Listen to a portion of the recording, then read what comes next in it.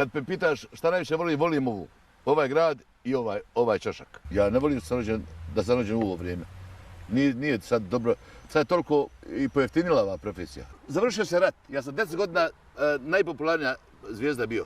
Ja marke nisam imao, sve sam potrošio. Rat mi se odnio.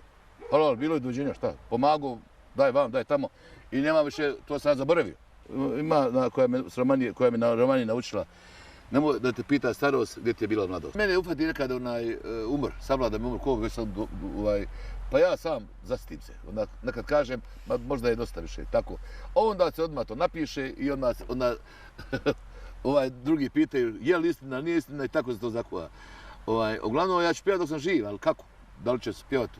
Ne znam ja. Osjećam se jako dobro, mladoliko, tako da ću pjevati i raditi još, samo je to da je Bože zdravlja i Bože da bude mira, što bi rekli, najvažnije je za politički mir, a u životu zdravlje, a svega će ostalo biti.